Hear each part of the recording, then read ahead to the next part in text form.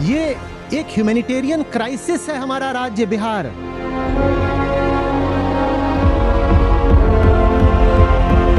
हमें एक जमीनी क्रांति चाहिए। कोई भी नेता जो कहे कि इन्हीं लोगों के सामने जा करके मैं इन्हें अच्छी अच्छी बातें बता करके इनसे वोट ले लूंगा, बहुत गलतफहमी में है वो नेता। जिस बात का महत्व है वो बात करो ना। वो बच्चा मर रहा है वहां पर, वो औरत मर रही है वहां पर, वो युवा बेरोजगार खड़ा है वहां पर।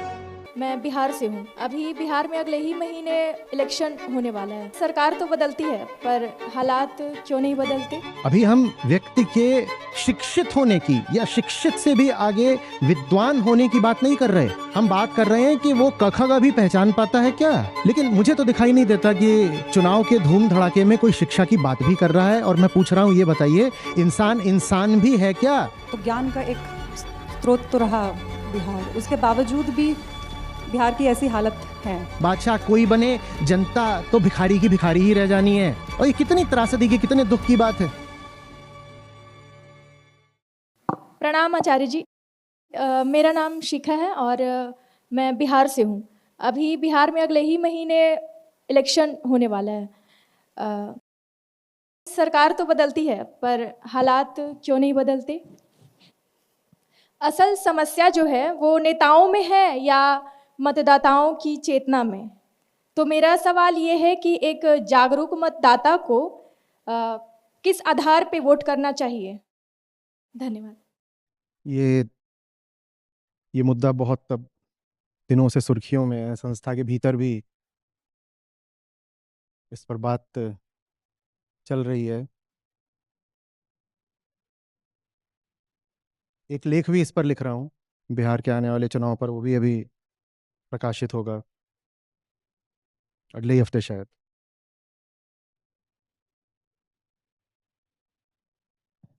देखिए, सही काम तो हमेशा समझ से ही निकलता है। किसी भी जगह आप खड़े हो, वहां सही काम क्या है ये तो आप जब जानोगे कि वहां के हालात क्या हैं तभी तय कर पाओगे ना। हुँ? जो वर्तमान चुनाव है उसमें जो मुद्दे आगे छाए हुए हैं, उनको देखकर तो ऐसा लगता है जैसे बिहार की अ, सबसे बड़ी जो समस्या है वो ये है कि लोगों को मुफ्त राशन या बिजली पानी नहीं मिल रहा है, या गरीबों को कुछ मुफ्त पैसे उनके अकाउंट में नहीं दिए जा रहे हैं। और यही समस्या, और इसी कारण बिहार रुका हुआ है, पिछड़ा हुआ है। हुँ? यहाँ की समस्या ये है कि कुछ जातियों को उचित प्रतिनिधित्व तो नहीं मिल रहा है टिकटों के बंटवारे में, या कि विधानसभा में, या ताकत की अन्य जगहों पर। क्योंकि यही मुद्दे आप देख रहे हो सुर्खियों में छाए हुए हैं। या एक और जो मुद्दा छाया हुआ है वो धर्म का है, कि शायद बिहार की एक बड़ी समस्या ये है कि वहां पर धर्म खतरे में है। हुँ? चुनाव तो लगभग इन्हीं चीजों पर लड़ा जा रहा है, और इसमें सब प्रकार की बातें हो रही हैं। ज्यादातर बातें स्तरहीन हैं, गाली गलौज पर भी उतर आ रहे हैं लोग बीच बीच में। लेकिन बिहार है क्या? बिहार माने बिहार के लोग, है ना।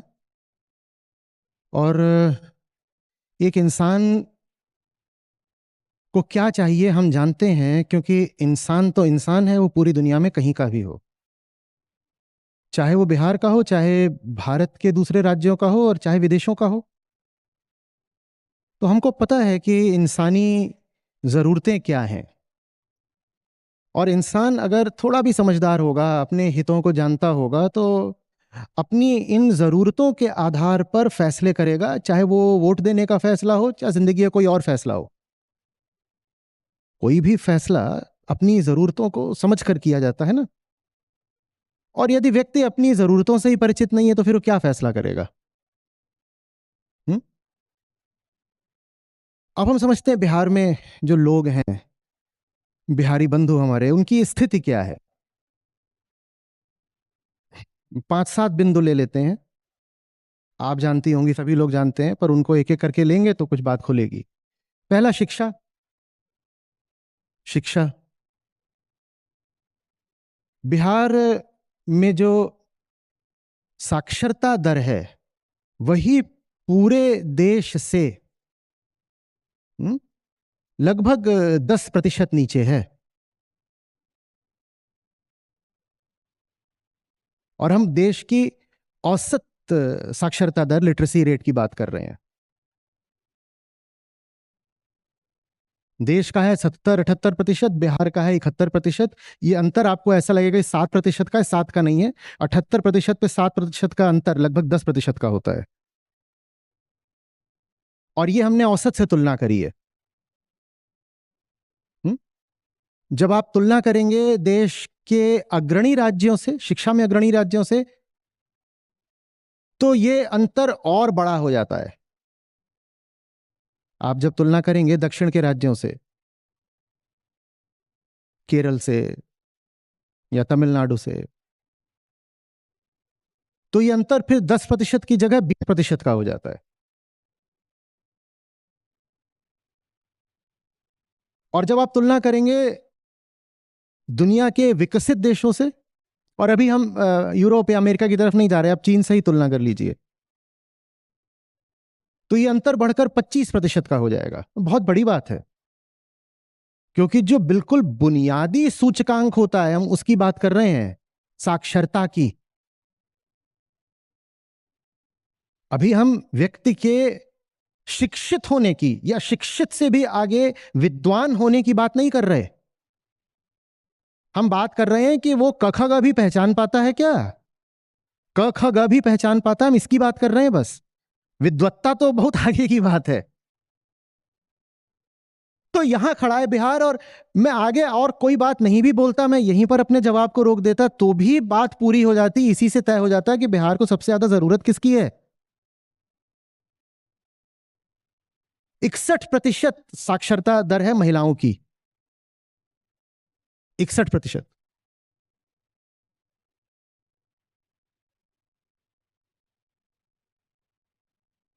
देश भर में लड़कियों का ड्रॉप आउट रेट बिहार में सबसे ज्यादा है। प्राइमरी पूरा करते करते मिडिल में आते आते लड़कियां बाहर हो जाती हैं, जैसे ही 10, 12, 14 साल की उम्र होने लगती है शिक्षा से बाहर। पहले तो भीतर ही बहुत कम जाती हैं। जो ग्रॉस एनरोलमेंट रेशियो है वो भी बहुत कम है। अभी हम प्राइमरी की बात कर रहे हैं, तो बताइए हायर एजुकेशन में कितना है ग्रॉस एनरोलमेंट रेशियो बिहार का। ग्रॉस एनरोलमेंट रेशियो माने कि उस आयु वर्ग में जितने बच्चे या जवान लोग हैं जिन्हें होना चाहिए था शिक्षा की धारा में, उसकी तुलना में है कितने। तो कितना है, 15%। यह हायर एजुकेशन की बात है।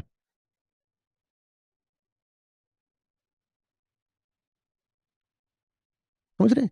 तो पहले तो शिक्षा की धारा में प्रवेश ही कम बच्चे ले रहे हैं बाकी देश की तुलना में, और विदेशों की तो बात ही अलग है। और जो प्रवेश ले भी रहे हैं वो ड्रॉप आउट हो जा रहे हैं। तो हर बीतते स्तर के साथ, हाँ, primary, middle, secondary, higher secondary, higher, gross enrolment ratio और ज्यादा कम होता जा रहा है। क्यों कम होता जा रहा है? क्योंकि शिक्षकों की बेहद कमी है। शिक्षा का स्तर यह है, शिक्षक पढ़ा इस तरीके से रहे हैं कि अभी सर्वे हुआ था तो 5वीं के बच्चों से दूसरी के बच्चों के सवाल पूछे गए। जो कक्षा 2 की पाठ्य पुस्तकें हैं उनके सवाल पूछे गए 5वीं के बच्चों से, वो भी नहीं बता पाए।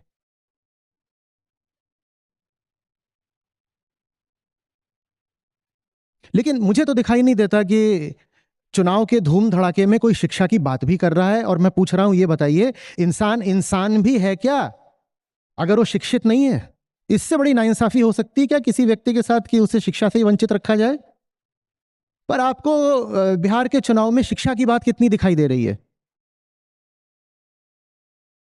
चलो लड़कियों को एक तरफ करो, उनको तो कोई वैसे ही नहीं पूछता। लड़कों की शिक्षा की भी बात कितनी दिखाई दे रही है।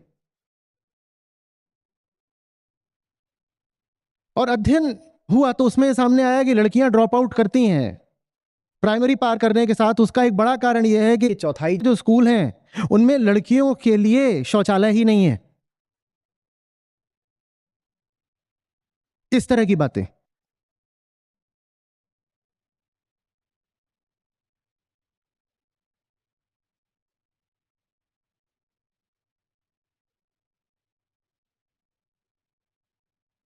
शिक्षा सीधे असर फिर किस पर डालेगी? रोजगार पर।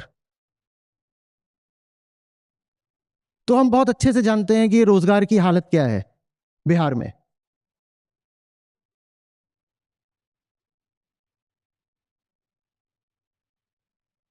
देश के 1% मैन्युफैक्चरिंग आउटपुट को भी नहीं ला पाता है बिहार, 1% भी नहीं। आबादी कितनी है? 12 करोड़ आबादी है, 12 करोड़। रोजगार की हालत क्या है आप बहुत अच्छे से जानते हैं। जो युवा वर्ग है उसमें 30 से 35% तक बेरोजगारी है। वो क्या कर रहे हैं बताओ? और ये वो युवा वर्ग है जो बिहार में रुका है। 30 लाख बिहारी युवा हर साल बिहार छोड़कर दूसरी जगहों पर चले जाते हैं नौकरियां करने। वो भी रुके होते तो सोचो फिर बेरोजगारी की दर कितनी होती। और जो बाहर निकल रहे हैं वो ज्यादातर वो हैं जो पढ़े लिखे हैं, जो थोड़ी समझ रखते हैं, थोड़ी मेहनत रखते हैं, कुछ करके दिखा सकते थे, जिसको क्रीम कहा जाता है, वो पूरी बाहर निकल जाती है।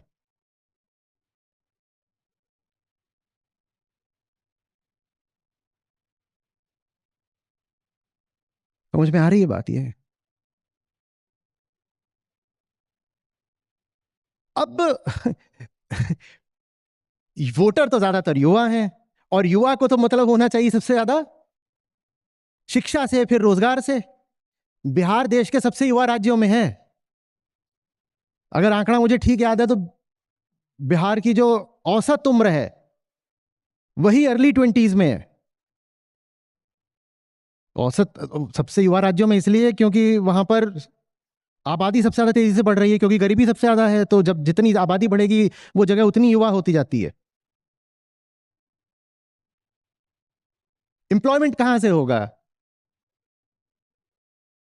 युवाओं को तो चटनी चटाई जाती है फ्रीबीज की ना।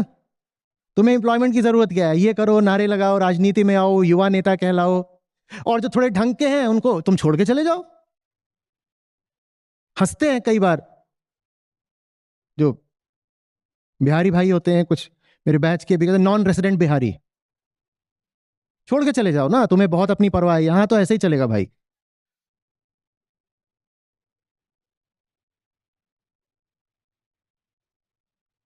प्राइवेट इन्वेस्टमेंट न के बराबर, कौन आकर के वहां लगाएगा?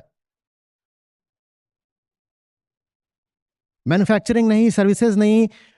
70% लोग खेती कर रहे हैं, और खेती के लिए जमीन नहीं, क्योंकि जनसंख्या का घनत्व तो बिहार में सबसे ज्यादा है देश में।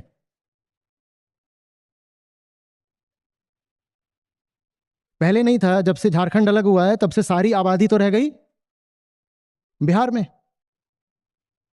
और क्षेत्रफल काफी उधर चला गया। कैसे नौकरियां निकलेंगी? फिर नौकरी तो वही होती है कि सरकारी नौकरियां निकल सकती हैं, वो जो सरकार दे दे। तो उसके लिए सारे दल वादे कर रहे हैं, मैं इतनी नौकरियां निकाल दूंगा, मैं ये कर दूंगा, मैं वो कर दूंगा। प्राइवेट सेक्टर बिल्कुल अनुपस्थित है। कैसे होगा? जब देश के सबसे ज्यादा अपराधग्रस्त राज्यों की बात आती है तो उसमें बिहार सर्वोपरि होता है, टॉप 3 में होता है। जब बहुत सुधरता है तो टॉप 5 में चला जाता है। कुछ सुधरी है हालत, आज से 20-30 साल पहले और खराब थी, उससे कुछ बेहतर हुआ है, पर अभी भी देश में बिल्कुल गोल्ड नहीं तो सिल्वर, सिल्वर नहीं तो ब्रॉन्ज अपराध में बिहार को जाता ही है। कौन आकर के वहां अपना पैसा लगाएगा? कौन इंडस्ट्री वहां पर लगाएगा? अधिक से अधिक ये होता है कि कुछ जो वहां बड़े शहर हैं उनमें आपको रिटेल ब्रांड्स कुछ दिख जाते हैं जो वहां बस बेचने आते हैं। एफएमसीजी, वॉशिंग मशीन बेचने आ गया, कोई कोई बैंक आ गया वहां पर कि लोन हम बेच रहे हैं, इस तरह की कपड़ों का कोई आ गया रिटेलिंग चेन, ये सब आपको दिख जाएगा। गाड़ी बेचने वाले आ जाएंगे, वो भी ज्यादातर सस्ती गाड़ियां या बाइकें। इसकी बात हो रही है चुनाव में। ये मेरा देश है, ये मेरा देश है। यहां आंकड़ों पर नहीं बात होती, यहां मुद्दों पर नहीं बात होती, क्योंकि हमें पता ही नहीं है कि हमारी हालत कितनी खराब है। हम न जाने किस नशे में हैं।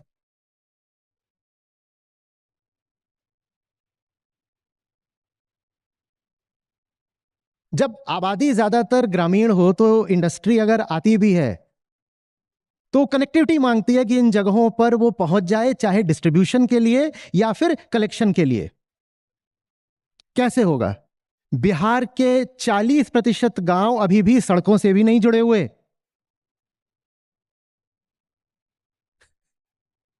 कोई आकर के वहां पैसा लगाए तो क्या करेगा? बिहार की औसत आय सालाना 54,000 रुपए जी आय है, तो कोई वहां बेचने कुछ आएगा तो खरीदेगा कौन? कोई वहां चला भी जाए कि मैं यहां पर आया हूं, खरीदेगा कौन?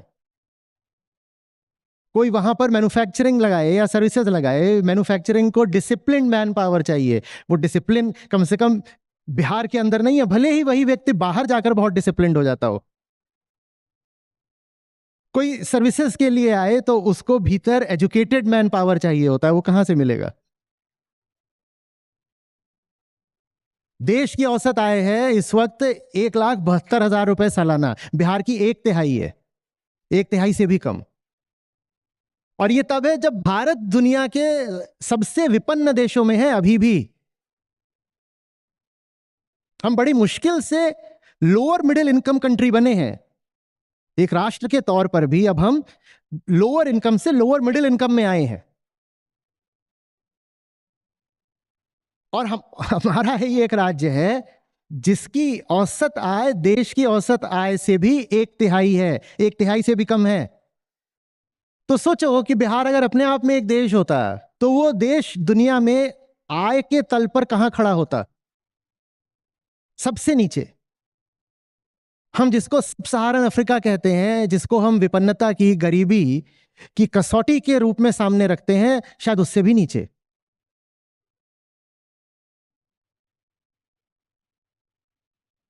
इसकी बात हो रही है? इसकी बात हो रही है क्या? अच्छा, एक चीज होती है बेस इफेक्ट, जहां पर जब डिनोमिनेटर छोटा होता है तो फ्रैक्शन बड़ा हो जाता है, फ्रैक्शन की तेजी से बढ़ने की संभावना भी बढ़ जाती है। तो आमतौर पर जहां आय कम होती है वहां आय की वृद्धि दर ज्यादा हो जाती है। ठीक वैसे जैसे भारत के लिए आसान रहता है कि 6%, 7-7.5% की भी जीडीपी ग्रोथ रेट निकाल लेता है, यूरोप में नहीं आएगी, जापान में नहीं आएगी, अमेरिका में नहीं आएगी। क्यों नहीं आएगी? क्योंकि उनका जो डिनोमिनेटर है वो बड़ा है। तो बिहार का डिनोमिनेटर तो बहुत छोटा है ना, लेकिन उसके बाद भी चाहे साक्षरता की वृद्धि हो, चाहे जितने भी ह्यूमन डेवलपमेंट पैरामीटर्स होते हैं जो HDI में आते हैं, GEM में आते हैं, उनमें बिहार तेजी से बढ़ता नहीं दिखाई दे रहा।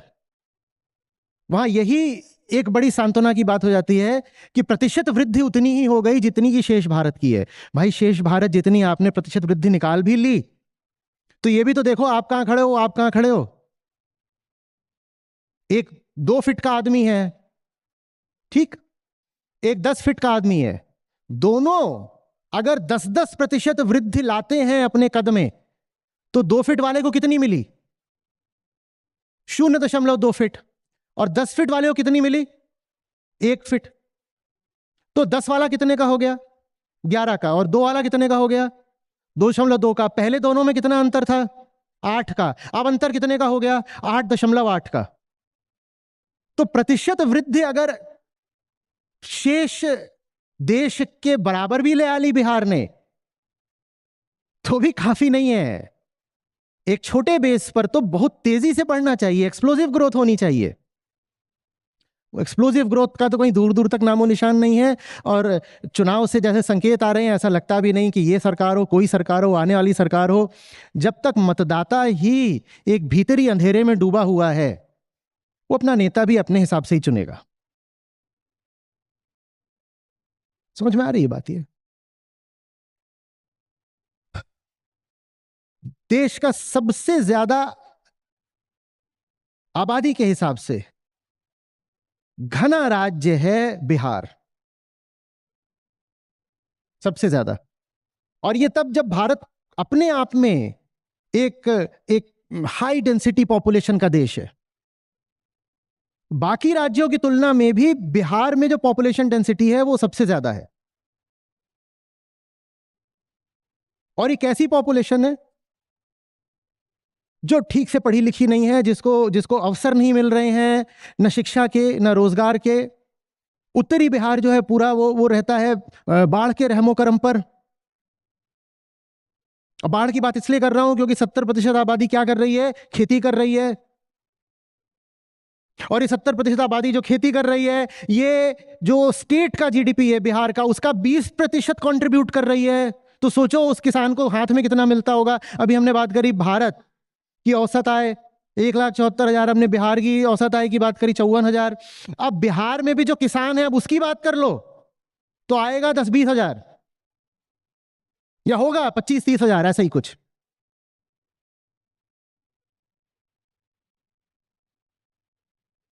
ये समझते हो कितना होता है? महीने का कितना हो गया?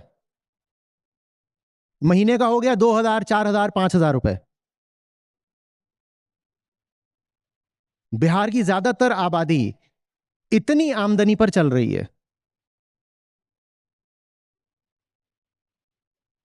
ऐसी स्थिति में सोचो कि अगर जागृत होती जनता तो चुनाव में क्या होते मुद्दे और क्या चल रहे हैं मुद्दे।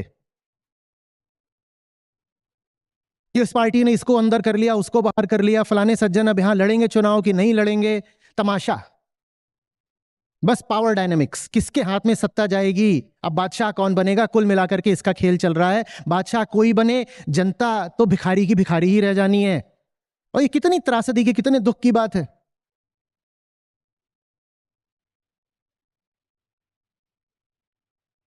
समझ में आ रही है बात? ये 42% बिहारी बच्चे स्टंटेड हैं। 42%। उनके कुपोषण ने उनको स्टंट कर दिया है। उनका शरीर, उनका मस्तिष्क विकसित नहीं हो पाएगा ठीक से। वो जिंदगी में क्या कोई बेचारे ढंग का काम कर पाएंगे? कोई नेता दिख रहा है आपको ये बातें करते हुए? ये एक ह्यूमैनिटेरियन क्राइसिस है हमारा राज्य बिहार। कोई मिल रहा है जो ये बातें कर रहा हो? इन्फेंट मोर्टेलिटी रेट देश में सबसे ज्यादा है।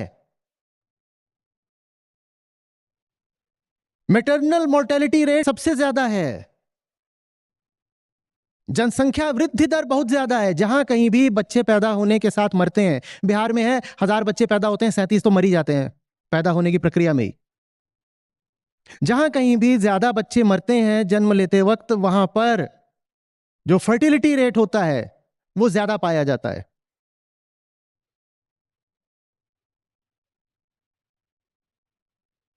क्योंकि महिलाएं शिक्षित नहीं है। जब महिलाएं शिक्षित नहीं होती तो प्रजनन पर उनका अधिकार नहीं होता। महिलाएं शिक्षित नहीं है और यह भरोसा नहीं है कि बच्चा पैदा हुआ है तो जिएगा ही। महिलाएं शिक्षित नहीं है, रोजगार नहीं है महिलाओं अच्छा, FLPR तो आप जानते ही हो ना, कई बार मैंने आपसे बात करी है। क्या होता है? फीमेल लेबर पार्टिसिपेशन, है ना, लेबर पार्टिसिपेशन रेट महिलाओं का कितना होगा बिहार में? बताओ। आप बिहार से हो, है ना, आप फीमेल भी हो, आप बताओ। अरे वाह! ये होता है देखो बिहार से बाहर आने पर। भूल ही जाते हो कि अपनी जमीन की दशा क्या है। 25%। 25%। अब प्रजनन दर ज्यादा है, ये बात कोई चकित करने वाली है? ये बात कोई चकित करने वाली है? उनके हाथ में कुछ नहीं है, ना शिक्षित है, संस्कृति ने भी उन्हें खूब बांध रखा है। ना उनके हाथ में पैसा है, पैसा तो उनके घर में ही नहीं है। जब घर में ही नहीं पैसा है तो महिला के हाथ में फिर कितना होगा? स्वास्थ्य व्यवस्थाएं खराब हैं। ऐसा नहीं कि काम नहीं कर रही, काम खूब कर रही हैं, अनऑर्गेनाइज तरीके से कर रही हैं, घर में काम कर रही हैं, खेत में हाथ बटा रही हैं, और वो ऐसा काम कर रही हैं जिसका उनको कोई श्रेय भी नहीं मिलना है, जिससे उनकी सामर्थ्य भी नहीं बढ़नी है।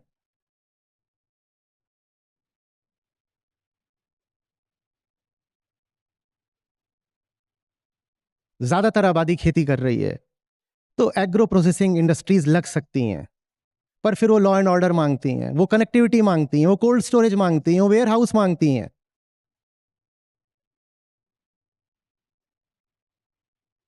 ये बात होनी चाहिए ना कि ये सब हम गांव गांव में बनवाएंगे।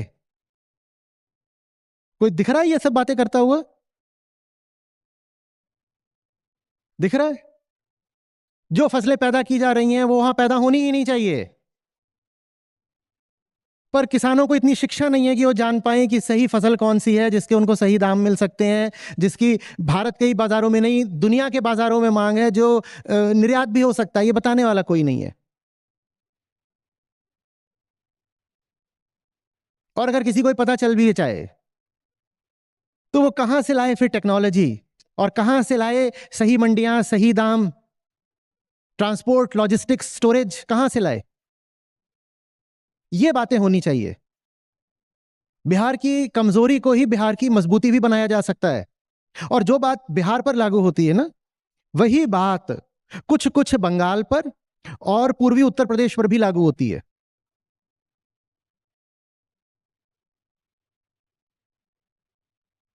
हालात लगभग एक जैसे हैं इन जगहों में, पूरे बंगाल में नहीं, बंगाल के भी कुछ जिलों में और पूर्वी उत्तर प्रदेश इधर, वो हालात लगभग एक जैसे हैं। बिहार में अगर सही प्रयोग हो सके तो वो बात भारत में भी और कई जगहों पर लागू हो सकती है, बहुत तेजी के साथ। मात्र इन राज्यों का ही नहीं, पूरे देश का स्तर उठ सकता है, पर कोई नेता है जो ये बातें कर रहा हो? और स्तर उठाना आसान है। मैंने बात कही थी छोटे बेस की, जहां बेस छोटा होता है वहां परसेंटेज ग्रोथ तेजी से हो सकती है। हमें चीन की 8-9% की जीडीपी ग्रोथ ही बहुत ज्यादा लगती है। बिना पर्यावरण को बर्बाद करे भारत 9-10% भी आसानी से हासिल कर सकता था, पर वैसे नहीं जैसे हम हैं। हम जैसे हमारे लिए तो 6-7% ही बहुत है, और 6-7% कुछ नहीं है। मैं कह रहा हूं पर्यावरण को हानि करे बिना 10%, चीन ने बीच बीच में 10%, 12% भी हासिल करी है। हम 14% भी हासिल कर सकते हैं, क्योंकि हम बहुत गरीब हैं। गरीब के लिए 14% बढ़ाना कुछ नहीं है, अमीर के लिए बड़ी बड़ी बात होती है।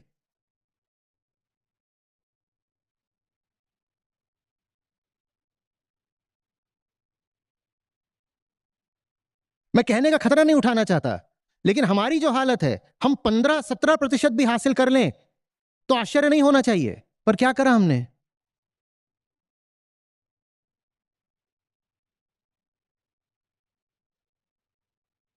एक के बाद एक आंकड़े हैं, मैं बोलता जाऊंगा, आंकड़े याद आते जाएंगे, और जितने याद आएंगे आप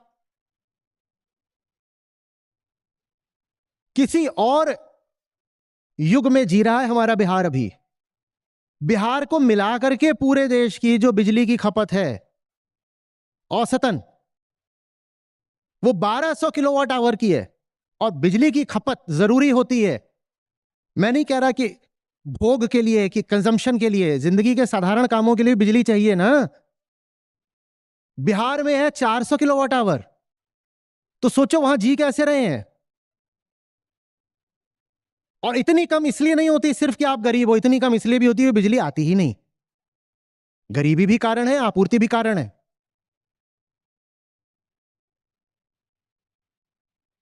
शिक्षा नहीं, बिजली नहीं, सड़क नहीं, खाना नहीं, दवाई नहीं।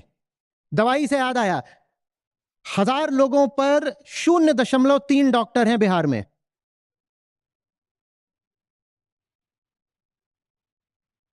मानकों के अनुसार 1000 पर 1 होना चाहिए। 70% की कमी है। और ये 0.3 तो शहरों को मिला करके हैं। आप बड़े शहर पटना वगैरह हटा दीजिए तो गांवों में ये बचेगा 0.2।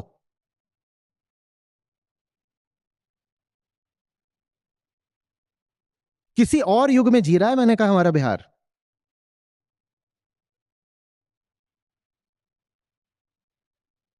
सारा चुनाव होना चाहिए था बिहार को उस युग से निकाल करके इस युग में लाने का, लेकिन चुनाव लड़ा जा रहा है उसी युग के मुद्दों पर, तो फिर बिहार रहेगा भी उसी युग में। वहाँ की जो युवा पीढ़ी है, अगर उससे बात करते हैं तो वो सिर्फ एक ही बात कहते हैं कि जो रोजगार देने की बात करेगा हम तो बस उसे वोट करेंगे। कोई रोजगार कैसे दे लेगा? सरकार रोजगार कैसे दे लेगी? सरकार तो राजस्व पर चलती है, उसी से तनख्वाह देगी। सरकार को भी जो रेवेन्यू आता है टैक्स वगैरह से, उसी से तो देगी तनख्वाह। और टैक्स कौन दे? सरकार नौकरी दे ही नहीं सकती। कोई बोले हम इतनी नौकरियां देने वाले हैं तो उससे पूछो कैसे, कहां से लाओगे? वो कहेंगे नहीं फिर हम केंद्र से पैसा लेंगे, उससे देंगे। भाई केंद्र की भी सीमा है पैसा देने की, और नियम बंधे हुए हैं, क्योंकि केंद्र का पैसा किसी एक राज्य को अनुपात से अधिक नहीं जा सकता। फाइनेंस कमीशन होता है जो तय करता है कि जो सेंट्रल टैक्सेस की रिसीट्स हैं वो सब राज्यों में किस किस आधार पर बटेंगी। तो आप इमरजेंसी वगैरह दिखा करके या स्पेशल स्टेटस ले करके थोड़ा सा ज्यादा पैसा ले सकते हो, पर बहुत ज्यादा तो नहीं लोगे। जब लोगे नहीं तो रोजगार कैसे दोगे?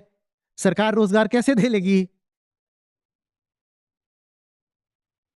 लेकिन मानसिकता वही है, कोई आकर हमारे लिए कुछ कर दे। कोई आपके लिए कुछ नहीं कर सकता, आपको अपने लिए ही करना पड़ेगा। आप अगर रुके हो बिहार में तो जिम्मेदारी आपके ऊपर है, जिंदगी बेहतर बनाने की भी और वोट सही डालने की भी। लेकिन आप नहीं गिन रहे कि गरीब कितने हैं, अशिक्षित कितने हैं। आप क्राइम नहीं गिन रहे, आप इंडस्ट्री नहीं गिन रहे, आप बिजली नहीं गिन रहे, आप इंफ्रास्ट्रक्चर नहीं गिन रहे, आप रोड्स नहीं गिन रहे, आप जाति गिन रहे हो। और अखबारों में रोज छपता है इस पार्टी ने इतने टिकट दिए, इतने टिकट इस जाति को, इतने इस जाति को, इतने इस जाति को हैं, और ये एरिया था, ये रिजर्व्ड कॉन्स्टिट्यूएंसी थी, पर यहां जनरल से बंदा खड़ा कर दिया है। ये बात किसी भी महत्व की होनी क्यों चाहिए? जिस बात का महत्व है वो बात करो ना। वो बच्चा मर रहा है वहां पर, वो औरत मर रही है वहां पर, वो युवा बेरोजगार खड़ा है वहां पर, और युवा अपने लिए कुछ ना कुछ कर ले जाएगा। उसको साधारण व्यवस्था तो दे दो, उसको पढ़ने के, कुछ कर पाने के अवसर तो दे दो, कुछ ना कुछ वो कर ले जाएगा। नौकरी भी उस बेचारे को इसलिए मांगनी पड़ती है, वो कहता है और कुछ तो हो ही नहीं सकता ना, तो फिर वो खड़ा हो जाता है कि नौकरी दो, नौकरी दो, और नौकरी के नाम पर उसे झांसा ही दिया जा सकता है, क्योंकि नौकरी दे पाने की सामर्थ्य सरकार की है नहीं, किसी सरकार की नहीं है। और अगर सरकार ने इतनी नौकरियां दे दी तो सरकार का बजट टूट जाएगा। बोलिए, कितने भाई हैं यहां बिहार से? भाई बहन सब हैं कुछ संख्या में, आप ही की बात हो रही है। आप में से जो पढ़े लिखे हैं वो तो बहुत सारे वोट भी नहीं डालेंगे, है ना? जो जानते समझते हैं वो किसी से कोई बात नहीं करेंगे, ना किसी को सही बात समझाएंगे, ना सही मुद्दे उठाएंगे। क्यों?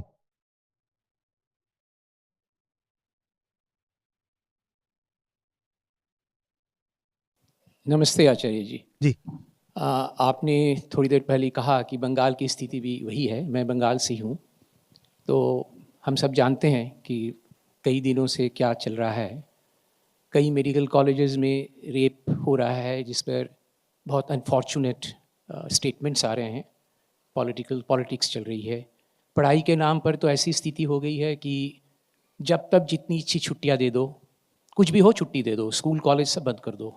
और यहाँ तक कि प्राइवेट स्कूल्स कॉलेज पर भी सर्कुलर आ जाता है कि आपको भी बंद कर देना है, कभी गर्मी के नाम पर, कभी बारिश के नाम पर, कभी और किसी के नाम पर। तो मेरे मन में एक प्रश्न बार बार ये आता है कि आपने भी जो इतने विस्तारित तरीके से बताया कि किन मुद्दों पर चुनाव लड़ना चाहिए, जो हम कोई प्रश्न करते ही नहीं। तो कभी कभी लगता है कि क्या जो सही दिशा में चलते हैं, जो समझते हैं, जिनके मन में सचमुच कुछ करुणा है, उस तरह के आदमी क्यों नहीं आते हैं चुनाव में? वो क्यों नहीं खड़े होते हैं, या वो क्यों नहीं पावर में आते? ये एक पैराडॉक्स है। मुझे भी समझ में आता है कि मैं जानता हूँ, मैं पढ़ा हूँ, जिसमें ये सुना है हमने कि पावर करप्ट्स और एब्सोल्यूट पावर करप्ट्स एब्सोल्यूटली। तो ये अद्भुत एक विचित्र परिस्थिति है कि ताकत मिल गई तो ताकत का गलत प्रयोग करूँगा, मैं उससे शोषण करूँगा, मैं उससे दुर्नीति करूँगा, मैं उसमें पक्षपात करूँगा। लेकिन ताकत नहीं है तो मैं ऐसे चाहते हुए भी क्या कर सकता हूँ कि जिससे आपने इतना कुछ कहा कि एक बच्चा मर रहा है, या पढ़ाई लिखाई एकदम बंद है, या मिनिमम हाइजीन भी नहीं है, इंफ्रास्ट्रक्चर नहीं है। तो सही लोग अगर नहीं आए तो आदमी भी तो किसी को अगर वोट दे तो वो किसको वोट दे? यहाँ पर तो मुश्किल ये है कि हम लोग एक ऐसी जगह पहुँच गए हैं जहाँ कोई ऑप्शन ही नहीं है। ये सड़ा है, वो गला है, मैं किसको दूं वोट? ऐसी स्थिति हो गई है। बढ़िया। इसमें आपने जो पहली ही बात कही, जो बंगाल में रेप वाली, वो मैं चाहूँगा कि अभी हम जब ब्रेक लेंगे उसके बाद एक अलग प्रश्न के रूप में ही सामने आए। ये महत्वपूर्ण मुद्दा है, और एक नहीं ऐसा कई अभी घटनाएं हुई हैं, तो उसको अलग से ले लेंगे। आपकी जो दूसरी बात थी उसको मैं भी ले लेता हूँ। देखिए, समस्या तब तक रहेगी जब तक एक आदमी कहेगा कि मैं ही समझदार हूं और मैं सामने आऊंगा चीजें बदलने के लिए। वो कह रहा है मैं सामने आऊंगा स्थितियां बदलने के लिए। पर ये कोई मशीन नहीं है जिसको एक आदमी बना सके या एक आदमी ठीक कर सके। ये एक सामाजिक व्यवस्था है, हम जिसको ठीक करने की बात कर रहे हैं। और सामाजिक व्यवस्था का मतलब होता है बहुत सारे लोग। चीजें नहीं ठीक करनी है, इंसान को ठीक करना है। अकेला व्यक्ति आगे आएगा तो कुछ नहीं पाएगा। आपने बिल्कुल ठीक कहा, वो सामने आएगा तो उसे वोट देने वाला कौन है? वो अगर कोई ढंग की सेंसिबल बात करेगा तो शायद उसको वोट ही ना मिले। और भारत में चुनाव लड़ने में एंट्री बैरियर बहुत बड़ा होता है, बहुत बहुत पैसा चाहिए होता है, सिर्फ एक साधारण असेंबली सीट लड़ने के लिए भी।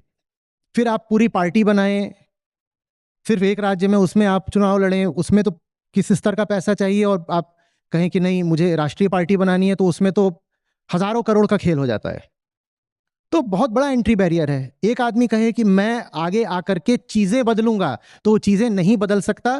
पहली बात तो उसको उतनी फंडिंग नहीं मिलने वाली, और दूसरी बात वो आकर के खड़ा भी हो गया तो लोग हैं ना, लोग उसको वोट नहीं देंगे, उसको लोग ही धक्के मार के हटा देंगे, कहेंगे तुम कैसी बातें कर रहे हो, स्वरोजगार की बात मत करो, बताओ कि मुफ्त में क्या दे सकते हो हमें, और बताओ कि सरकारी नौकरी कैसे मिल सकती है हमको, और बहुत सारी बातें मत करो। शिक्षा की बात मत करो, स्वास्थ्य की बात, सड़कों की बात, बिजली की बात मत करो, लोग ही उसको भगा देंगे।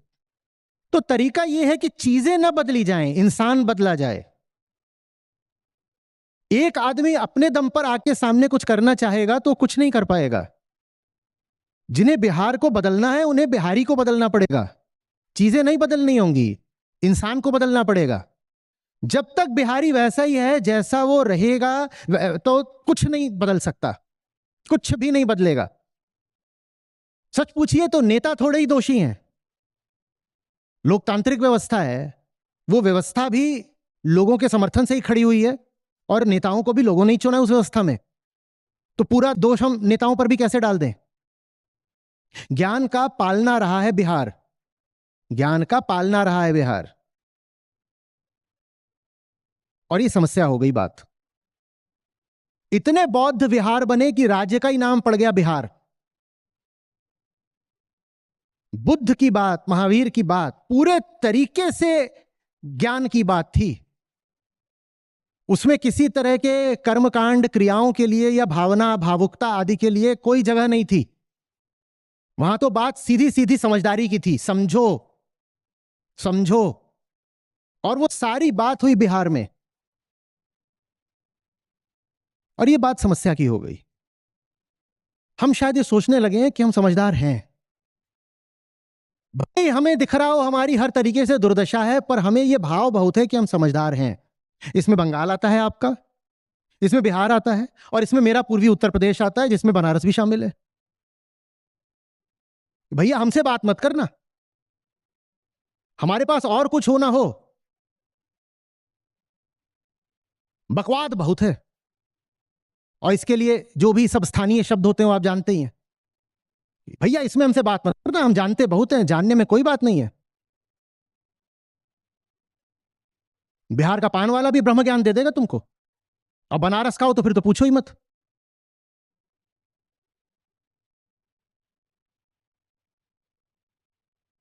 आप कैसे हो वो आपकी दुर्दशा से सिद्ध नहीं हो रहा क्या?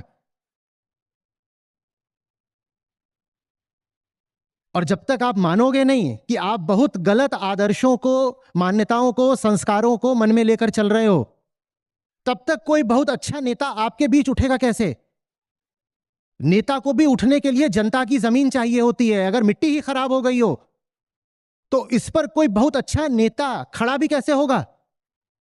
बोलो।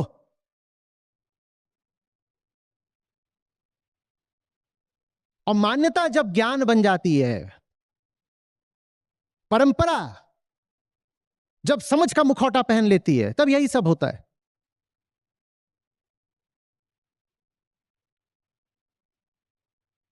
हम खूब जानते हैं, हमें सब पता है। हमारे लिए धर्म का मतलब होता है जाति। हमारे लिए धर्म का मतलब जो होता है, हम समझदार लोग हैं भाई। और कोई हमसे बात करेगा तो हम उसको खूब सुना देंगे, बीच में एक आध श्लोक भी सुना देंगे, बिना ये जाने कि वो श्लोक आ कहां से रहा है, बिना ये जाने कि किताब लिखी कब गई थी, बिना ये जाने कि पूरे धार्मिक साहित्य में, धारा में इस किताब का महत्व कितना है। एक श्लोक सुना के हम कहेंगे हम बड़े ज्ञानी आदमी हैं, हमें कुछ मत बताना।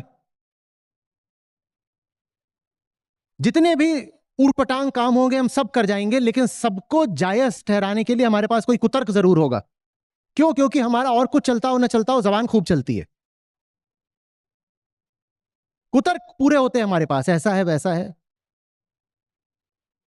सत्ता को हम सबसे बड़ी बात मानते हैं, तो सत्ता जिसके भी पास है हमारे लिए वही बिल्कुल भगवान हो जाता है। चाटुकारिता में हमारा कोई जवाब ही नहीं, और इस बात को भी हम लज्जास्पद नहीं मानते। ये बात हमारे लिए गौरव की है कि हमने जाकर के फिर ऐसे बोला, ऐसे बोला, और बिल्कुल हमने बात संभाल ली और पटा लिया, और देखो सारा तुम्हारा काम करा दिया। और इसको हम कहने लग जाएं कि यही हमारी खूबी है, यही हमारी खासियत है, यही हमारी संस्कृति है, हमारा संस्कार है, तो उसके बाद हमें कौन आएगा बचाने? हम कहें कि जिंदगी में ऊंचे उठने के लिए शिक्षा की थोड़ी जरूरत है, जिंदगी में ऊंचे उठने के लिए तो सत्ता की जरूरत है। तो हम बस फिर सत्ता के चाटुकार बनेंगे और क्या करेंगे? हमें एक जमीनी क्रांति चाहिए। कोई भी नेता जो कहे कि इन्हीं लोगों के सामने जाकर के मैं इन्हें अच्छी अच्छी बातें बता करके इनसे वोट ले लूंगा, बहुत गलतफहमी में है वो नेता। बिहार को, बंगाल को, उत्तर प्रदेश को नेता से बहुत बहुत पहले शिक्षक चाहिए। शिक्षक आ गया तो नेता अपने आप पैदा हो जाएंगे, सही नेता। और शिक्षक नहीं मिला है, मिट्टी यही रह गई, तो इस मिट्टी पर विश्व वृक्ष ही खड़े होंगे। हमें मिट्टी की सफाई करनी है, और ज्ञान की मिट्टी हुआ करती थी कभी ये।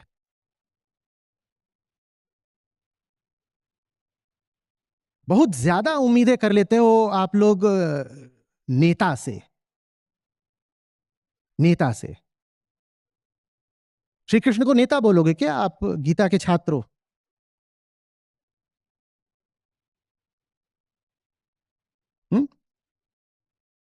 गीता समझा रहे हैं, 1000 नेता उनके पीछे पैदा हो जाएंगे और वो सब काबिल निकलेंगे। जिस दिन आम बिहारी जानने लग गया कि वो गलत चीजों को महत्व दे रहा है जिंदगी में, उस दिन सारे गलत नेता भी गायब हो जाएंगे।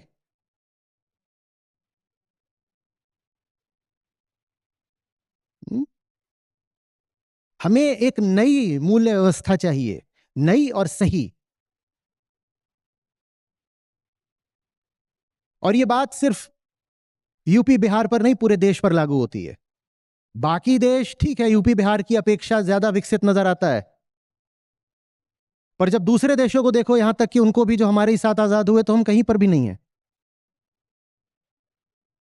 क्योंकि बाहरी जो हाल हमारा होता है उसके कारण भीतरी होते हैं। जेम्स एलन की है, as a man thinketh so doth he becometh. आप बाहर से अगर किसी तरीके के हो तो उसकी वजह आपके भीतर कुछ है। आपकी सड़कें टूटी हुई हैं तो आपके मन में कुछ टूटा हुआ है, कोई बात है।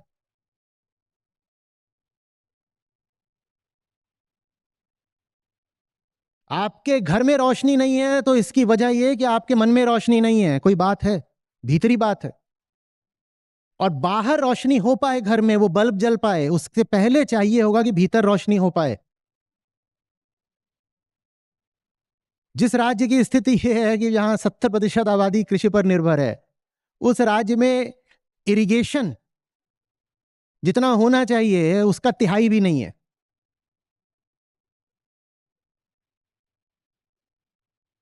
मॉनसून, बाढ़, बाहर अगर बाढ़ है, बाहर अगर खेत खराब हो रहे हैं, फसलें खराब हो रही हैं, तो उसकी वजह भीतरी है। युवा अगर बेकार है, बेरोजगार है, तो उसकी वजह भी भीतरी है। बिहार को ज्ञान की जरूरत है सचमुच, ये सुनने में चाहे जैसा लगे। किसी बात को आप किसी आम बिहारी युवक से कहेंगे कि बिहार को सबसे ज्यादा ज्ञान की जरूरत है, तो बहुत हंसेगा आपके ऊपर, हंसेगा भी, और हो सकता है कि उग्र हो जाए कि बहुत ज्ञान वगैरह मत बखारो, कुछ रुपया पैसा हो, कोई नौकरी हो या कुछ और धंधा पानी हो तो बताओ। कोई जगह अगर रसातल में धंस रही है तो उसके पीछे कुछ वजहें होती हैं, और वो वजहें आंतरिक होती हैं।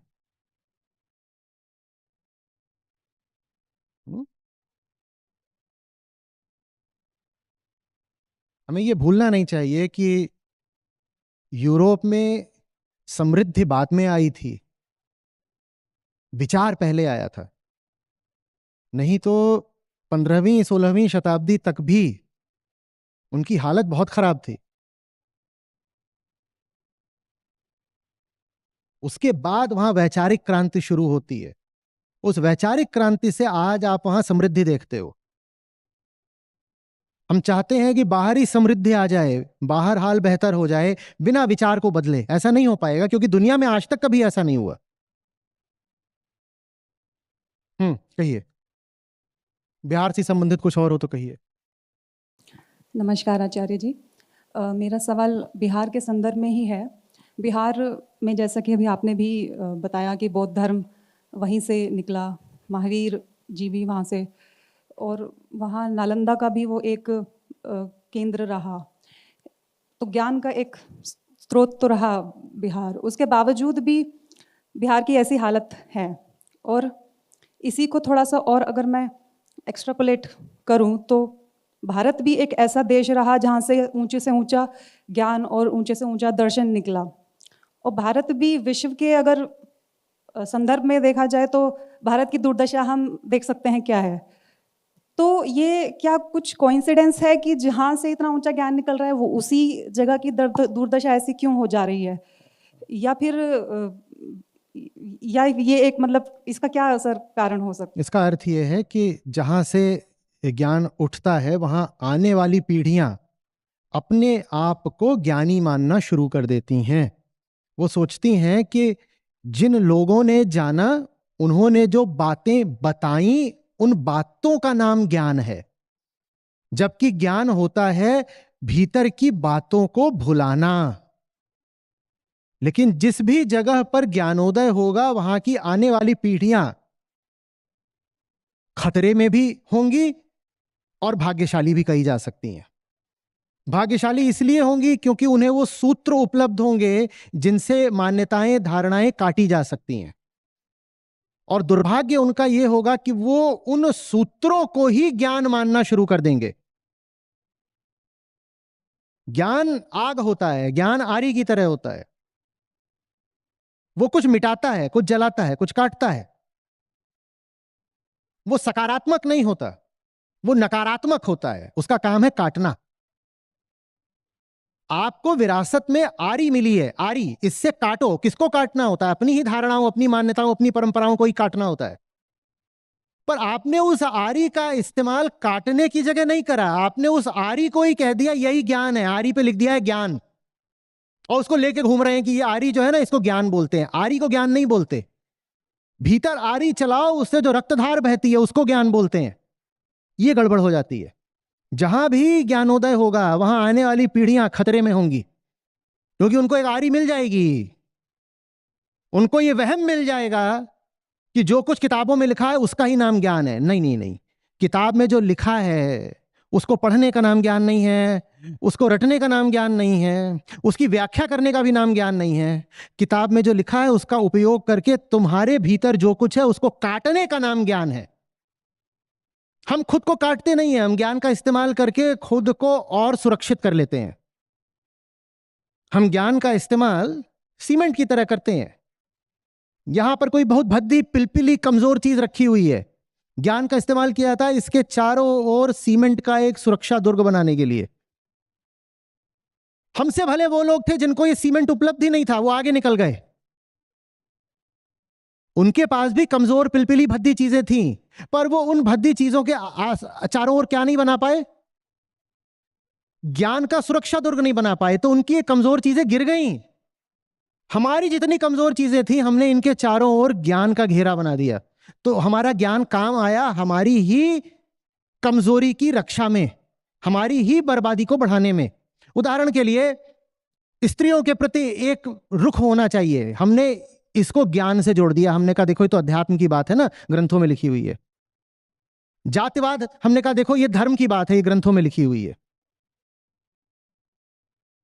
छल से भी सत्ता जीती जा सकती है, हमने कहा देखो ये बात तो धर्म की है, पुराणों में लिखी हुई है।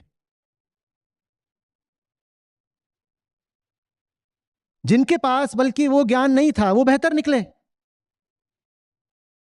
उनकी कमजोरी कवच नहीं पहन पाई, उन्होंने अपनी कमजोरियां जल्दी हटा दी। हमारी कमजोरियां बड़ी अलंकृत हो चुकी हैं और बहुत सुरक्षित हो चुकी हैं। जितनी भी भद्दी बातें हैं हमने उनको अपनी जिंदगी के केंद्र पर महिमा मंडित कर रखा है। हम कहते हैं ये असली चीज है जिंदगी की, देखो ये जिंदगी का गौरव है, ये चीज नहीं जानी चाहिए भले प्राण चला जाए। और हर वो चीज जिसके लिए तुम प्राण देने को तैयार हो, 99% संभावना है कि बहुत ही बेहूदी है, भद्दी है, व्यर्थ है। पर उसको नाम किसका दे दिया है? ज्ञान का। उसको मान लिया है कि तो पवित्र है, पवित्र है, क्योंकि ज्ञान तो होता ही पवित्र है। श्री कृष्ण कहते हैं ना गीता में, नहीं ज्ञानेन सदृशम, तो पवित्र तो ज्ञान होता ही है। जिस चीज को आपने ज्ञान का सहारा दे दिया, आपने उस चीज को पवित्र घोषित कर दिया। अब आपने किसी बहुत घटिया चीज को ज्ञान के माध्यम से सही सिद्ध कर दिया है, तो घटिया चीज आपकी जिंदगी में बहुत गहराई तक बैठ जाएगी, और उसका प्रमाण फिर यह निकलेगा कि आपके चारों तरफ बस घटिया बर्बादी का मंजर होगा, और वो देख के भी आपको होश नहीं आएगा। आप कहोगे ये सब तो ठीक ही है, मैं क्या कर सकता हूं, कोई और उत्तरदायी है, किसी और ने हम पर आक्रमण करा है, किसी और ने हमें बर्बाद करा, हम तो शोषित हैं बस।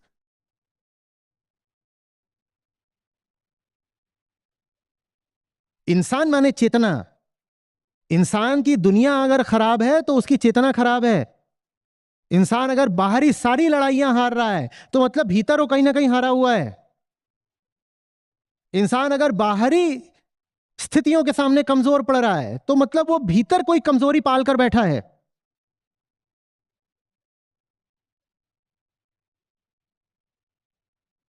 शिक्षक चाहिए बिहार को, बिहार को जागृति चाहिए, नेता वगैरह से नहीं बनने वाली बात। ये नेता तो कुछ नहीं है, जनता ही नेता है।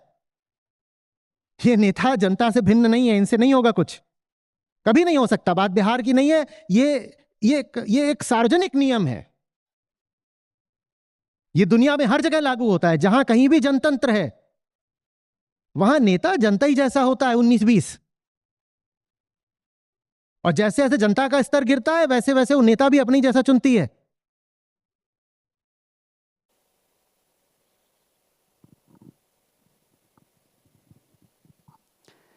सर, तो इससे मुझे दो चीज़ें समझ में आ रही हैं कि ज्ञान का एक तो दुरुपयोग किया गया, जो उसका दुरुपयोग करना चाहते थे उन्होंने। दूसरा, जिनको ज्ञान मिला वो भी एक तरीके से स्थूल से और ज़्यादा सूक्ष्म बॉन्डेजेस में फंस गए, जो आपने जेम्स ऑफ द वर्ल्ड में बात की थी कि from subtle to subtler bondages. क्या इसको उस तरीके से देखा जा मैं सकता समझा है? नहीं, क्या बोला आपने, कहाँ कहा? Sir, James of the world में आपने बात की थी ना कि from that we move from subtle to subtler bondages. हाँ। तो क्या जो सचमुच में ज्ञान के अनुयायी थे उनको इस तरीके से देखा जा सकता है? और अगर ये बात सच है तो क्या गीता कम्युनिटी खतरे में नहीं है? देखिए, सदा जो रिश्ता होना चाहिए ज्ञान से वो बहुत निजी होना चाहिए, बहुत निजी, बहुत बहुत निजी।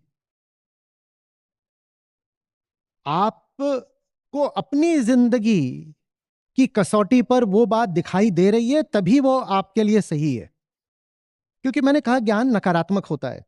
ज्ञान तो जब भी आएगा आपकी जिंदगी की बात करेगा और वहां कुछ गलत चल रहा है आपको ही दिखना चाहिए फिर।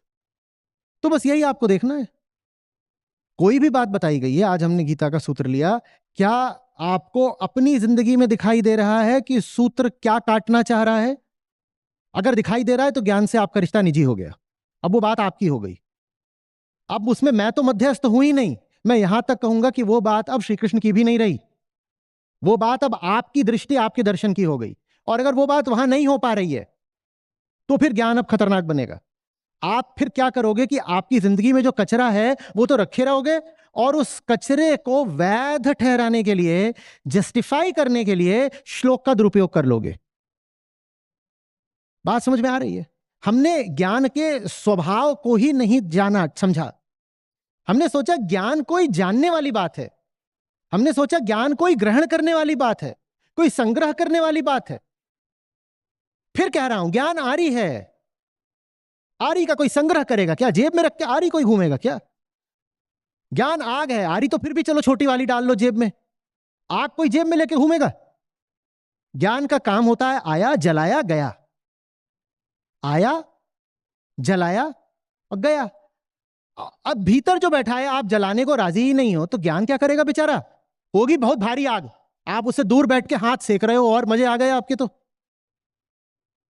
कह रहे हो बढ़िया आग लगी हुई है, इसमें क्या करना है? रोटियां सेकनी है, हाथ सेकना है। वो आग रोटी सेकने की आग नहीं है, वो हाथ सेकने की आग नहीं है। वो कौन सी आग है? हाँ, वो चिता वाली आग है, वो अहंकार को जलाने वाली आग है। वो आग ऐसे होती है, लपट है, लपलपा रही है, पर उसमें झोंकने का निर्णय तो स्वयं को लेना पड़ता है ना। होंगे बड़े विद्वान ऋषि हैं, बुद्ध है, महात्मा, महावीर हैं, मुनि, आग दे सकते हैं, आपको जबरदस्ती उसमें डाल थोड़ी सकते हैं। और आग, ज्ञान सिर्फ एक काम कर सकता है कि कुछ काटे। मैं ये 500 बार बोल चुका हूं, फिर समझा रहा हूं, ज्ञान कोई ऐसी चीज नहीं है जो अपने खोपड़े में धर लोगे। कुछ आपने याद कर लिया उसको ज्ञान नहीं कहते, कोई व्याख्या जान गया आप उसको ज्ञान नहीं कहते। आप किसी चीज पर बात भी कर सकते हो तो उसको भी ज्ञान नहीं कहते, भले ही आप बहुत अच्छे से कह लो, हो सकता है किसी को आप बिल्कुल समझा भी जाओ तो भी उसको ज्ञान नहीं कहते। ज्ञान वास्तव में सिर्फ तब है जब वो जला दे। तो इसीलिए आपका उससे बहुत निजी रिश्ता होना चाहिए। आप ये नहीं कह सकते ये बात फलानी जगह लिखी हुई है इसलिए ज्ञान है। अरे भाई, फलानी जगह लिखी होगी, उसने तुम्हारी जिंदगी में कुछ जलाया क्या? और उसने नहीं जलाया तो उसकी गलती नहीं है। बात यह है कि तुम उस आग में कूदे ही नहीं, तुमने उस आग को मौका ही नहीं दिया कि वो तुम्हें जला पाए। आग खुद थोड़ी आएगी तुम्हारे पीछे भगते हुए कि आऊंगी तो जलाऊंगी। और कोई तुम्हारे पीछे आए भी तो तुम बहुत कुछ कर सकते हो, ब्लॉक कर दो, डिलीट कर दो, कुछ भी कर सकते हो, मेल लिख दो। मुझे अब कोई कॉल नहीं आनी चाहिए। मैं 2 साल से गीता कम्युनिटी में थी लेकिन अब मैंने ऐप डिलीट की, मुझे कोई कॉल नहीं आनी चाहिए। अच्छा, ये तो आपने कर दिया, लेकिन आप अब यहां से बहुत बड़ा खतरा लेके जा रही हो। जो बातें सुन ली थी क्या उनको भी डिलीट कर पाओगे? नहीं। उन बातों का आप क्या करने वाले हो? दुरुपयोग। ये हुआ है बिहार के साथ। बुद्ध से बातें ले लेना और बात है, और बुद्ध का आशिक हो जाना दूसरी बात है। बुद्ध को जेब में रख लेना एक बात है, और बुद्ध को हृदय में बैठा लेना दूसरी बात है। आप लोगों को भी बात समझ में आ नहीं रही है। आप भी आते हो कि नहीं, सुन लो, देख लो, फिर अपने हिसाब से फैसला कर लेंगे। तुम सुन रहे हो तो जो सुन रहे हो उसका दुरुपयोग ही करने जा रहे हो। ये वैसी सी बात है कि बेटा जाके पड़ोसी के घर से आग ले आना, उस आग को तुम मंगा रहे हो स्वार्थवश। पहले होता था, गांव में होता था, आग मंगाई जाती थी पड़ोसियों से कई बार। वो आग इसलिए थोड़ी मंगाई जाती थी कि अपना घर जलाना है, वो आग तो मंगाई जाती थी कि अब हाँ आलू भूने जाएंगे, बैंगन भूना जाएगा, मेथी पुदीना सब बढ़िया इस पे चलेगा। कुछ आ रही है बात समझ में आपको? तो वो आपको देखना है कि आप शब्दों को मौका दे रही हैं कि आपकी छाती में प्रवेश कर जाएं, या बस शब्दों को यहां पे ही रोक ले रही हैं कि यहां तक आए, उसके आगे आएगा तो खतरा है। यहां तक आए ताकि हम ज्ञानी कहलाएं, उन सारी बातों को रट लेंगे, जेब में डाल लेंगे, खोपड़े में जमा कर लेंगे, कहीं बोलने के काम आएंगी या खुद को ही कुछ अच्छा सा तर्क देने के काम आएंगी।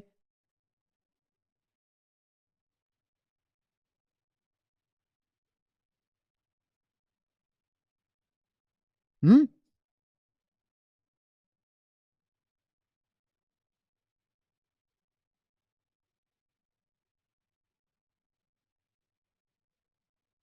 एक आदमी को इतनी भयानक कब्ज थी, इतनी भयानक कब्ज थी, उसको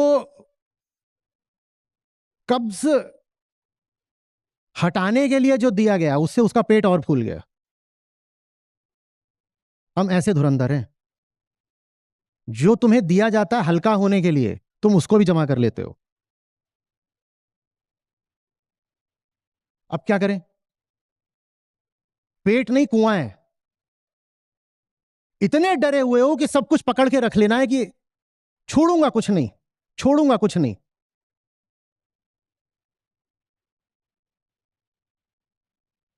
जमा है, पच भी नहीं रहा, न निकल रहा न पच रहा, सिर्फ क्या है? जमा है। ये मेरे भारत का हाल है।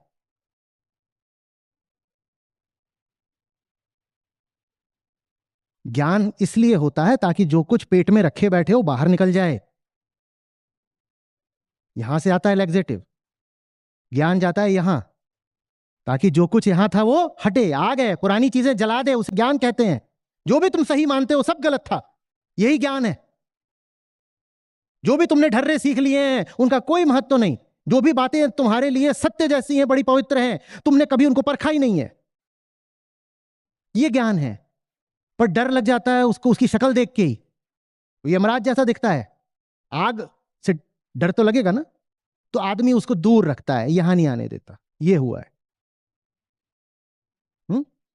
तो ये खतरा गीता कम्युनिटी के लिए नहीं है, व्यक्ति के लिए, आपके लिए है। क्योंकि फैसला आपको करना है कि इन शब्दों को आप कहां रख रही हो, जेब में कि दिल में। कम्युनिटी तो माने बहुत सारे अलग अलग व्यक्ति, 1 लाख व्यक्ति होने वाले हैं शायद अगले महीने। तो किसी के लिए खतरा है, किसी के लिए नहीं है। जो दिल में रखेगा वो अपने सारे खतरे जला देगा, जो जेब में रखेगा वो अपने सब खतरों को कवच पहना देगा। अब उसके खतरे अवध्य हो गए, अब उसके खतरे अमर हो गए, उसने अपने खतरों को जान दे दी।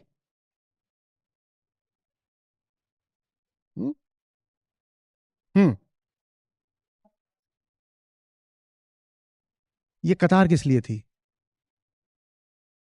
तो कतार लगवा करके मुझे क्यों भेज रहे हो? दे दो, जल्दी जल्दी पूछिएगा। तब बिहार संबंधी थी ये मामला?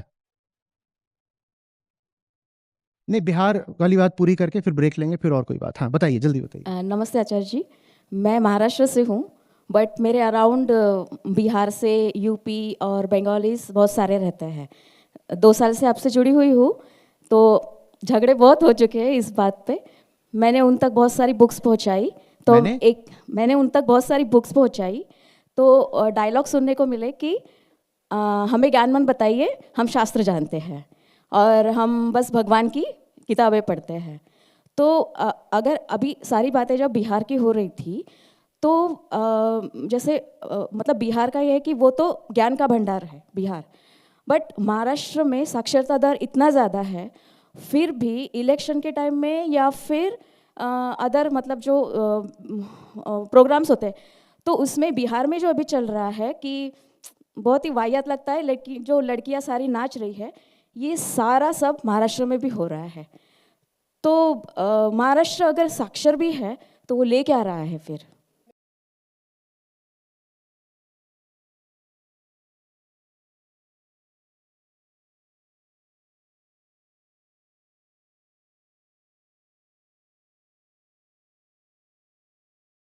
तो आचार्य जी, ये बात तो स्टेट वाइज तो हम बोल नहीं सकते, क्योंकि मेरे जान पहचान में तमिलनाडु के भी है और बहुत ही मतलब अच्छे पढ़े लिखे हुए हैं, फिर भी उनमें वही बात हाँ हाँ, साक्षरता नेसेसरी बट नॉट सफिशिएंट। साक्षरता माने तो कखगा होता है, कखगा भी नहीं है तो वोट नहीं डालोगे ठीक से, ये तो पता है, पर कखगा है तो इससे कुछ नहीं हो गया सुनिश्चित कि वोट ठीक डालोगे।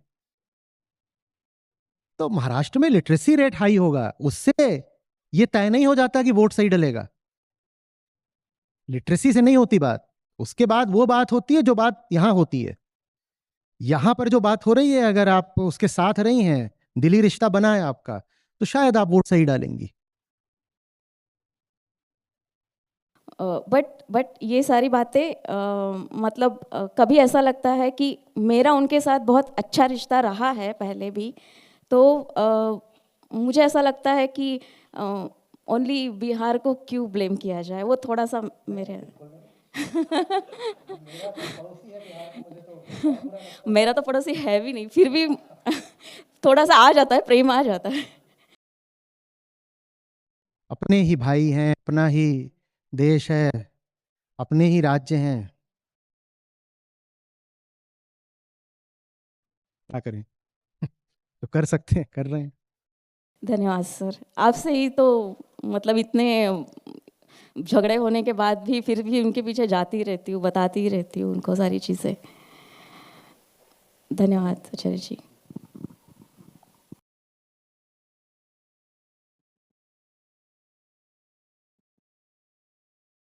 नमस्ते आचार्य जी, मैं बिहार से ही हूँ और बिहार से आई हूँ और पहली बार आई हूँ। जी स्वागत है। मेरा यह सवाल है और आपसे एक संदेश लेकर जाना चाहती हूँ बिहार में, कि हर एक वर्ष हमारे बिहार से बहुत ही मेधावी छात्र दिल्ली आते हैं, बॉम्बे जाते हैं, बहुत दूर दूर यहाँ तक कि विदेश भी जाते हैं, लेकिन उन लोगों में ये भावना क्यों नहीं आती है कि हम अच्छे से एजुकेटेड हो गए और फिर जाकर अपने बिहार को सुधारने का प्रयास करें। सिर्फ वो अपनी ही प्रगति पर क्यों रुक जाते हैं? नहीं, अपनी जैसे चाइना में हमने देखा है कि बहुत से बच्चे जाते तो ज़रूर विदेश हैं, लेकिन वो लौट कर फिर अपने ही कंट्री को सर्व करते हैं।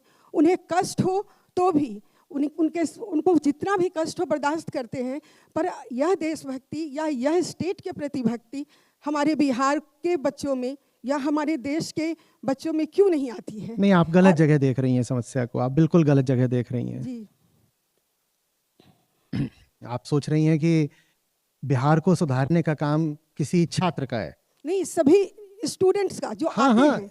अभी एक स्टूडेंट अपने लिए ही तो फैसला लेगा ना, अपने लिए ही तो फैसला लेगा ना जी कि वो अगर पढ़ लिख गया है तो वो बाहर जाकर के कुछ कर रहा है, वो अपने राज्य में कुछ क्यों नहीं कर लेता।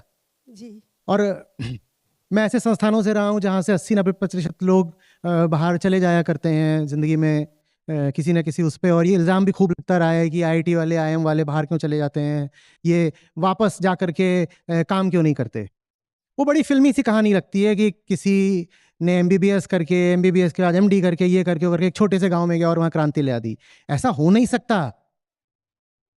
आपने मेरी पहले की बात ठीक से सुनी नहीं। मैंने नहीं कहा कि बिहार को सबसे पहले डॉक्टर सुधार देगा या इंजीनियर सुधार देगा या डीएम सुधार देगा। मैंने कहा बिहार को शिक्षक की जरूरत है, और कौन सा शिक्षक? कखगा वाला नहीं, फिजिक्स केमिस्ट्री वाला नहीं, वो भी बाद में आते हैं, उनकी जरूरत है, पर उनकी भी जरूरत एक कदम बाद में है। बिहार को सबसे पहले जरूरत है उस शिक्षक की जो जनता की मूल्य व्यवस्था बदल सके। चूंकि आप उस शिक्षक के महत्व को स्वीकार नहीं करना चाहती, तो इसलिए आपको लग रहा है कि कोई इंजीनियर आकर बिहार में कुछ क्रांति कर देगा। चीन की बात अलग थी, वहां पर जनता तैयार थी कि कोई आएगा और हमें सही बात बताएगा तो हम बदलेंगे। यहां जनता तैयार कहां है? आप सही बात बताइए, वो मारने दौड़ेंगे। आप कैसी बातें कर रही हैं? मैं दिन रात झेल नहीं रखा अपनी गीता कम्युनिटी के साथ।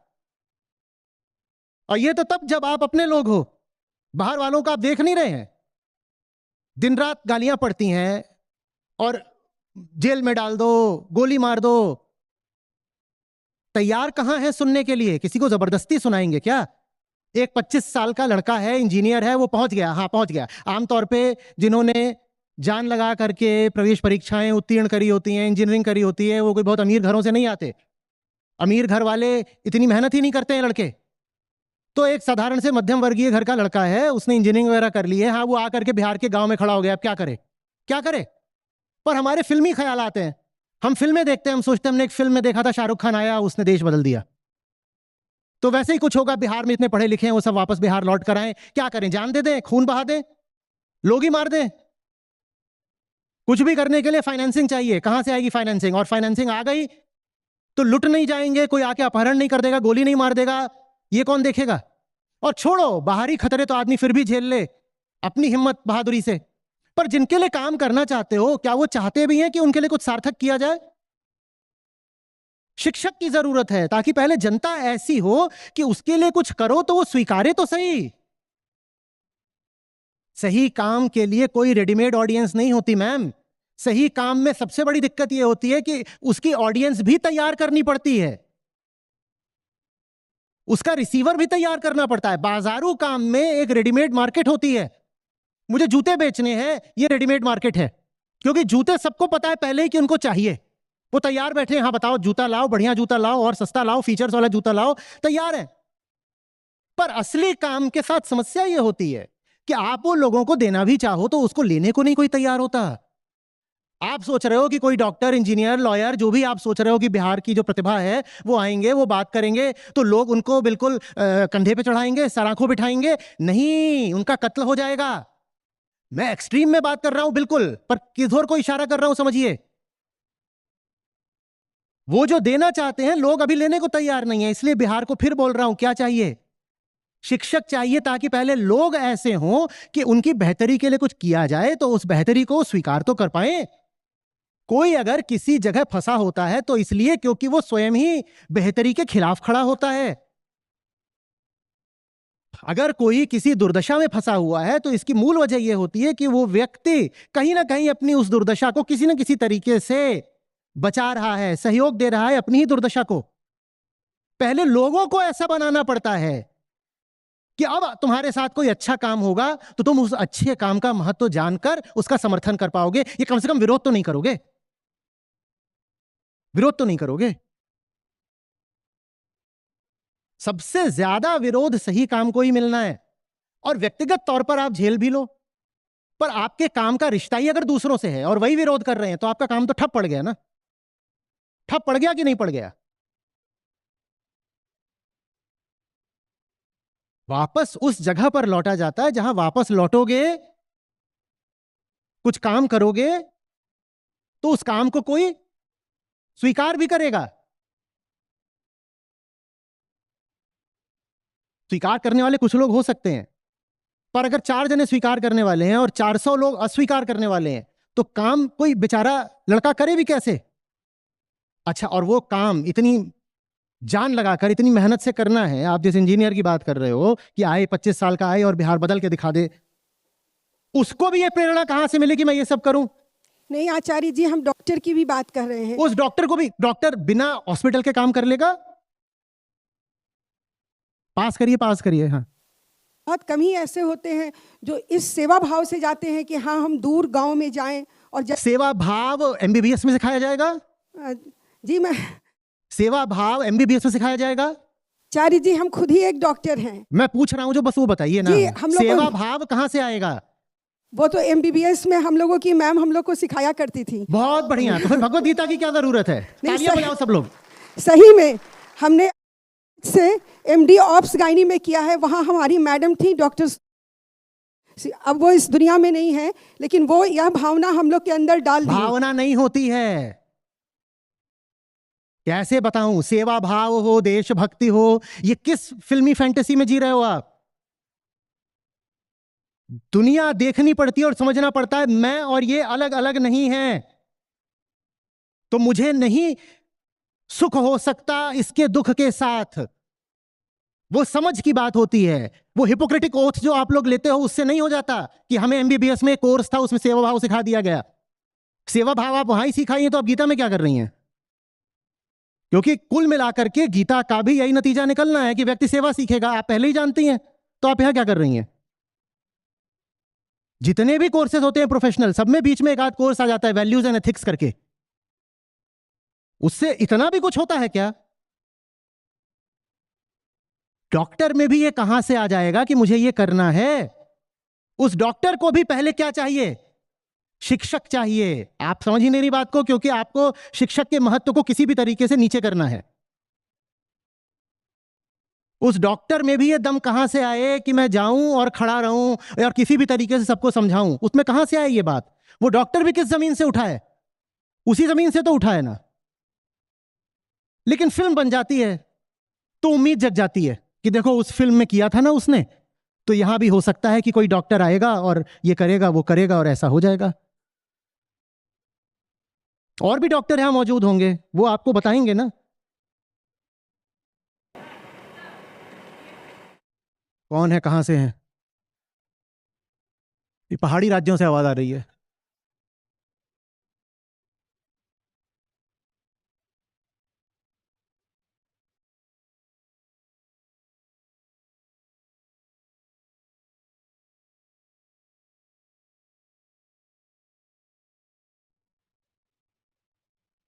सेवा भाव आ जाए उसको। एमबीबीएस उसके घर वालों ने इसलिए कराया था कि वो दुनिया की सेवा करेगा।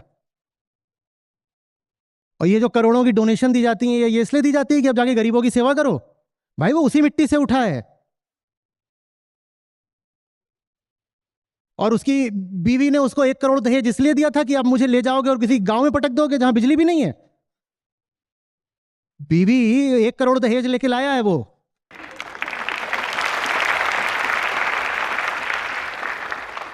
किस दुनिया में है हम? उसी मिट्टी से उठा है भाई वो। उसमें कहां से आ जाएगा? सेवा कोई भाव नहीं होता। बहुत गहरे डूबना पड़ता है अध्यात्म में, तब जाकर के बिना मांगे अनायास आपकी हस्ती ऐसी हो जाती है कि आप कुछ भी करो सेवा करने लग जाते हो।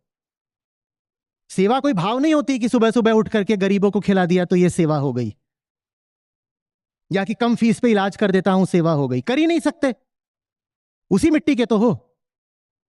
शिक्षक की जरूरत है सबसे पहले, मान लीजिए।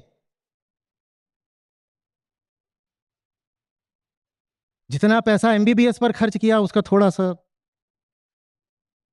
शिक्षक की ओर।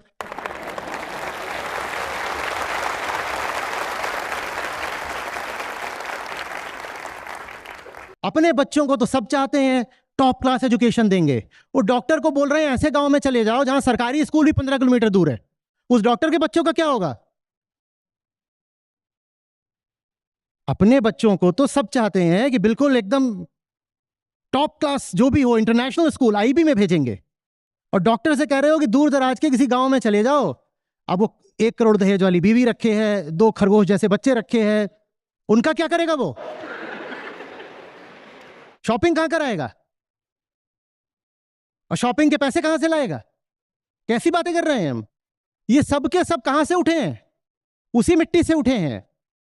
सब उसी मिट्टी से उठे हैं। सबकी मूल्य व्यवस्था एक जैसी हो गई है। डॉक्टर की भी, डॉक्टर के माँ बाप की भी, डॉक्टर की बीवी की भी, डॉक्टर के बच्चों की भी, डॉक्टर के दोस्तों की भी। ये डॉक्टर कहां से सेवा कर लेगा? इस डॉक्टर को भी सबसे पहले क्या चाहिए? शिक्षक। यहां कितने डॉक्टर बैठे हैं, हाथ उठाएं। चलो ठीक है, कुछ डॉक्टर तो तैयार हो रहे हैं। हम्म